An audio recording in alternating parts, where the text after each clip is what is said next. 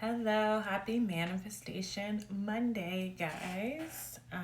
Welcome back. Thanks for joining me. So, today I'm going to begin a series on chakras. Today, I will just be talking about kind of chakras 101 to kind of give us a foundation of what they are and how they can help us. I decided to do this series on chakras because if you know anything about manifestation, you know that it's all about mindset. So we attract from our point of our vibration. So if we're feeling good, we're going to be positively attracting.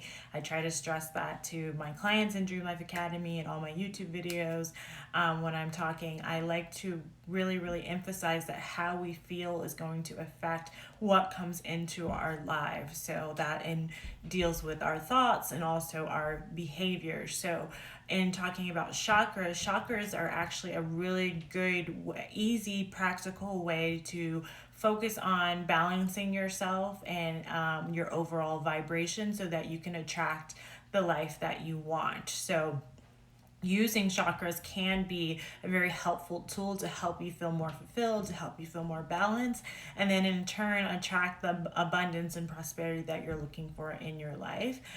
So it's actually, if you don't know about chakras, they might seem a little bit aloof or a little bit like out there, but they're actually a very practical way of looking at your holistic well-being and your overall energetic vibration, which is just a way of saying your mood, right? So chakras are ways to help us reach self-fulfillment, and that is just exactly the perfect remedy or formula that you need in order to vibrate high and attract your dream life. So I thought I would do a series on that to help you guys out if you don't know about chakras, or if you're just interested in learning a little bit more to learn how you can balance your own chakras and in turn vibrate higher and attract all the abundance that is so divinely yours. I have my notes and just a guide to keep me on track. So if I look to the right, that's what I'm looking at.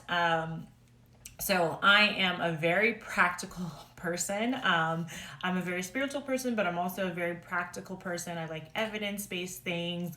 I like to do things that I know are going to work. Chakras have been around for years and years and years and years. Is based on ancient wisdom, and they also map on directly with a lot of psychology. So as a psychologist, it really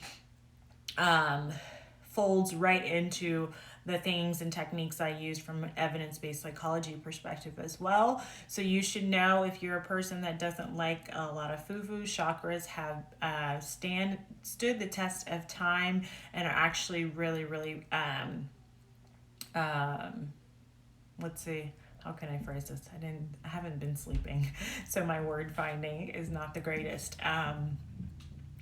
They're actually a really beneficial way. Let's just say that for now. I'll get into more. So I'll first want to reference a lot of the books that I use a lot to learn chakras, but I also just love on chakras to kind of, if you want to get started, you can see I have this book like all marked up. I've had it for years and years. I actually got this book when I started my yoga teacher training. So my yoga teacher training is chakra based. It's chakra healing yoga. I took it with Terry Cooper in Miami when I trained to be a yoga instructor. And this is one of the books that was part of our curriculum. It's called Eastern Body, Western Mind. As a psychologist, I just love this book. If you know about this author, I'm going to butcher her name, but Anodia Judith. It's a psychology in the chakra system as a path to self. I cannot recommend this book enough. This is one of the books that I have actually bought for friends. That's just how much I really like it. So that's one you should check out. Definitely Eastern Body, Western Mind to learn more. And I'll be referencing a lot of what I know about chakras is from this book. Okay. And then the other book that is actually just really practical and easy if you want to learn how to implement chakra balance in your life on just a practical basis. This is the Chakra Energy Plan by Anna Selby. Again, I've also had this book for years. I hope they still sell it.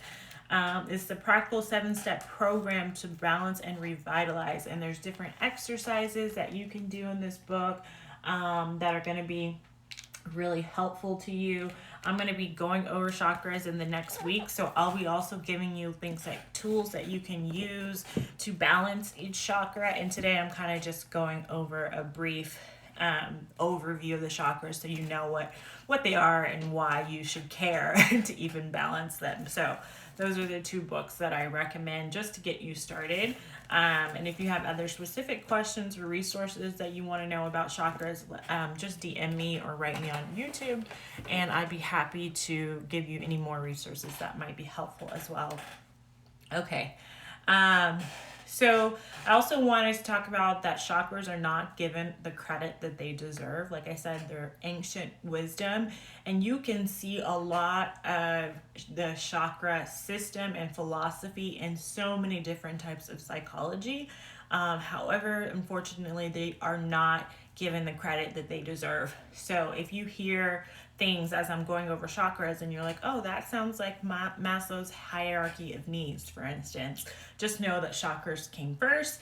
We always want to give credit where credit is due.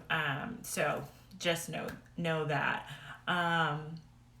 So each chakra represents an energetic part of our life. So this is the way I like to think about chakras, and that I was trained in chakras.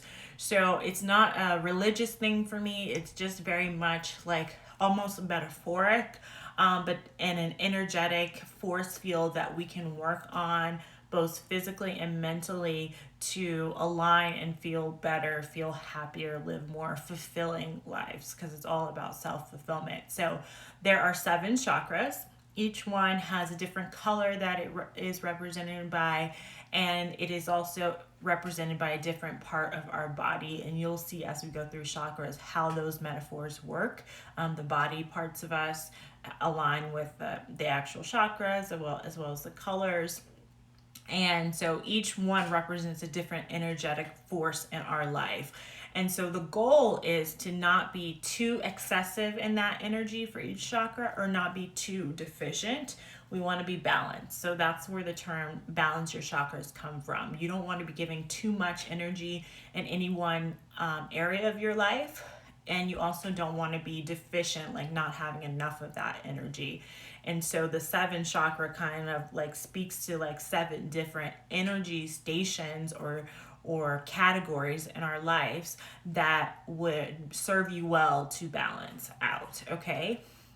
And so I'm just going to go quickly over the 7 chakras that we have in English. They're also, originally were written in Sanskrit, but I like to make it all practical for us.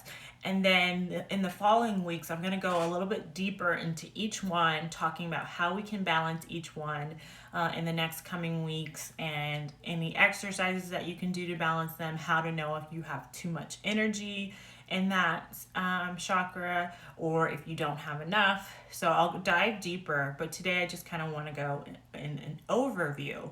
Okay, so the first chakra is the root chakra. It's represented by the color red. It's also in the part of our body that's at our base. So if you think of like our Kegel muscle, that part of our bodies, it's all about survival. It's all about self-preservation and our right to be here, right? So when we're balanced in this chakra, we're feeling like we have the right to be here. We're feeling safe. We're feeling secure. As you can see, if we're not balanced in that root chakra, we're probably feeling insecure or financially unstable. So that root chakra is all about like just the basic foundation of what most people need in life to survive, which is that survival, that safety, that security.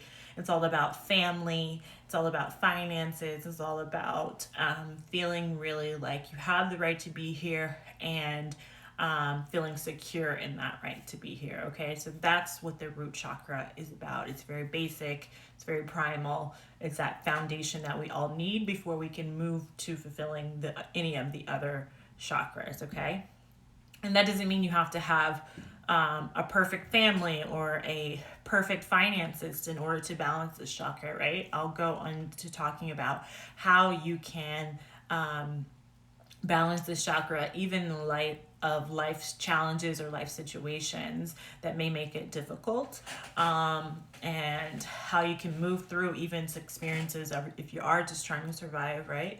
Put food on the table. How can you get out of a really excessive force in that chakra and be more thriving even through those difficult life challenges, because it is possible.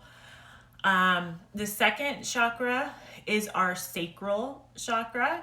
That's all about pleasure. So once we're feeling safe and secure, we move up. It's all about pleasure. It's all about self-gratification. It's about our right to feel. So the element that represents the second chakra is water.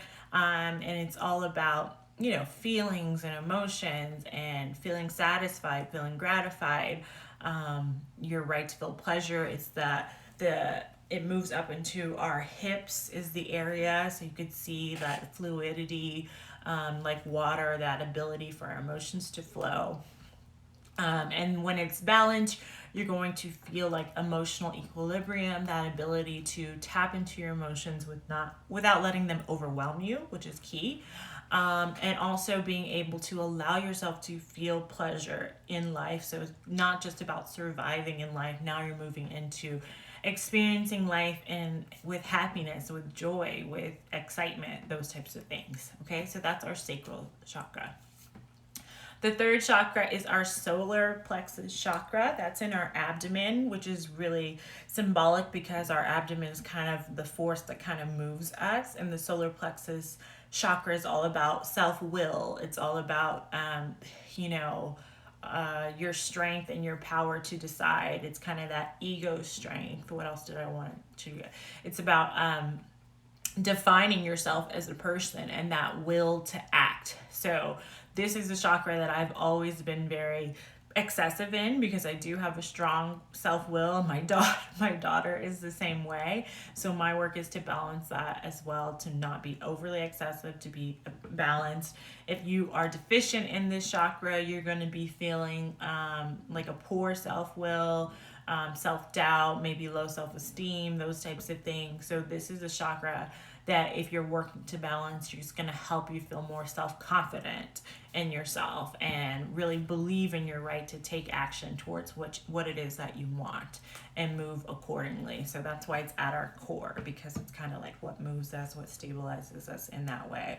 So your first chakra, you're feeling safe, then you're feeling pleasure, then you're feeling like you can take action in that third chakra. The fourth chakra, so as we become more aligned, is about love. It's all about self-love. It's about loving ourselves, but also our ability to love others and to accept love. It's our right to feel love. It's all about self-compassion. So the heart chakra, you don't want to be too closed off in your chest, but you don't want to be so open that you're not also protecting yourself. You kind of want to be balanced in this heart chakra. This is the area here, obviously your heart. So that symbolism makes a lot of sense. And it's about learning to love yourself, and in turn learning to allow love to come to you in a sacred, divine, respectful, healthy way.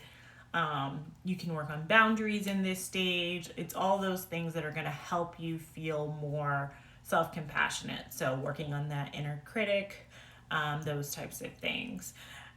Then we move into the fifth chakra, which is our throat chakra, which is all about self-expression and our right to speak.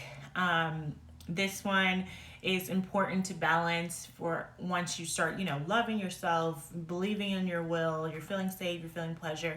Now it's time to express yourself, right? And to be heard, and that right to be heard. And it's all about creativity, the throat chakra, balancing that. So having enough of that in your life, feeling creative, feeling expressive, those types of things. So then we move into our third eye chakra, which you may have heard of your third eye. It's all about intuition, your right to see things clearly and to tune into your inner sort of ability to see and to feel things in an intuitive type of way. So that's why it's like our it's our third eye. It allows us to see, but not in the sense of seeing visually, but to see like perceptively, spiritually, to be in tune to yourself. So it's out of sync, or you might experience things like self-doubt or not seeing things kind of clearly, if that makes sense. And I'll dive more into that. So it's all about perception, imagination, clear seeing, those types of things. And then the seventh chakra is our crown chakra. It's all about connecting to our higher spirit. It's about consciousness. It's about wisdom. It's about knowledge. It's about our right to know. So tapping into that kind of is that ultimate last piece of self-fulfillment, is really like that higher consciousness state and that right to knowing. And so some people are really like high chakra people and they need to work on being more grounded. Me, I'm one of those. So my work is, I'm very heady. I'm all about the spirituality and the knowing and the consciousness and expressing myself. But my work in my life has been to be more grounded, to focus on feeling more secure, to focus on my right to feel pleasure, those types of things. Or you could be a really grounded person, right?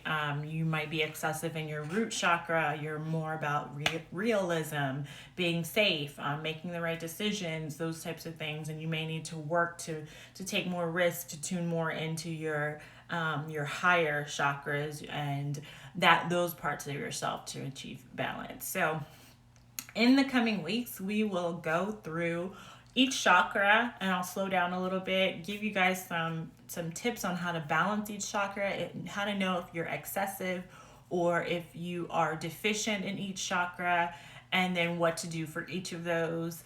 And I hope my intention with this series, if you will, is to help you feel more aligned, more at peace, happier, so you can vibrate high and manifest more easily. So when we're feeling good, it's so much easier to attract the things that we want into our lives, because our thoughts and our behaviors are going to be in alignment with feeling good. When we're feeling negative, that kind of holds us back in that sense. So balancing your chakras is one way to kind of look at your mindset in order to vibrate higher. And so that's my intention. If you guys have any questions or want me to cover anything specifically in this series that I didn't tap into as far as what I'm going to cover, let me know, DM me, or write me in the comments. Otherwise, I will see you guys next week. Thank you guys so much for whoever joined me live. I appreciate you so much. And if you're not seeing this live, you're watching the replay, thank you as well. And until next week, namaste.